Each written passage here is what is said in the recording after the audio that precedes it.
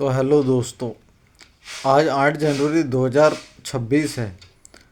Recently 6 जनवरी 2026 को Adani enterprise limited का bond issue हुआ था 1000 करोड़ का, जो कि लिस्ट होने के सिर्फ 45 मिनट के अंदर ही पूरा सब्सक्राइब हो गया और पूरा खरीद लिया गया, बंद हो गया। वैसे 19 जनवरी तक डेट थी, लेकिन सिर्फ 45 मिनट में पूरा 1000 करोड़ का खरीद लिया गया।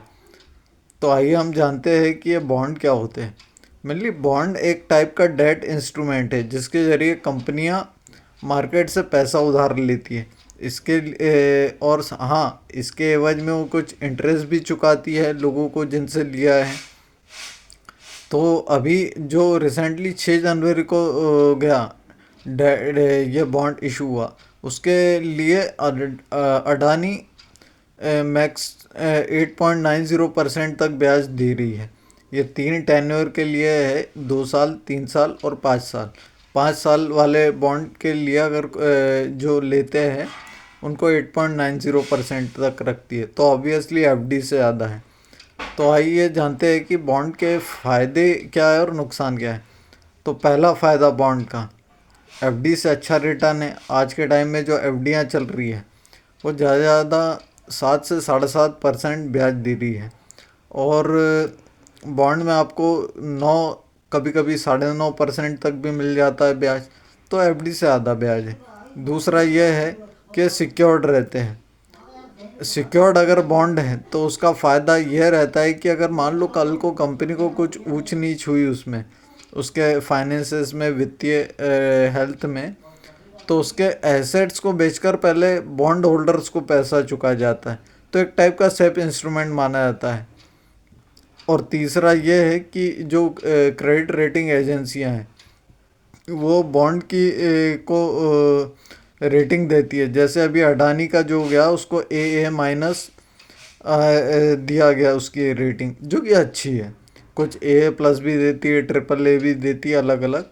तो एक टाइप का सिक्योरिटी भी मिलती है इसमें, मतलब वेरीफाई होती है। अब इसके रिस्क जान लेते हैं। अब रिस्क की बात करें तो पहला रिस्क तो ये है कि अगर कल को इसकी रेटिंग डाउन ग्रेड हो गई, सपोज कंपनी की फाइनेंशियल्स या उसकी स्थिति को देखकर, तो बॉन्ड की वैल्यू भी कम हो जाती है। तो एक ये रिस्क रहता है। दूसरा ये रहता है कि लिक्विडिटी की कमी, क्योंकि बॉन्ड जो है स्टॉक मार्केट पर लिस्ट होते हैं। अब बॉन्ड लिस्ट हो जाते हैं तो कभी कभार ये प्रॉब्लम होती है कि ख़रीदार नहीं मिलता, क्योंकि हम इसको स्टॉक मार्केट में जैसे शेयर्स खरीदते बेचते वैसे उस पर भी कर सकते हैं, लेकिन ख़रीदार मिलना भी चाहिए। तो कई बार इसमें लिक्विडिटी की कमी रहती है और बिक नहीं पाते जल्दी।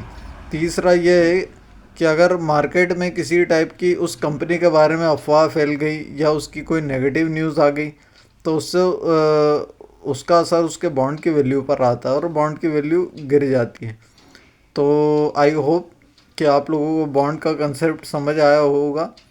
और ये जो है एफडी से आधा रिटर्न देता है, लेकिन हमेशा अच्छी कंपनी का और सिक्योर्ड बॉन्ड ही ले। मैं हमेशा सिक्योर्ड बॉन्ड, ऐसा बॉन्ड कि जिसमें अगर कल को कंपनी को कुछ हो भी जाए तो उनका एसेट बेच के पहले बॉन्ड होल्डर्स का पैसा करे। अनसिक्योर्ड का मैं प्रेफर नहीं करता। सो आई होप आप अपने पैसों का ख्याल रखेंगे। Thank you.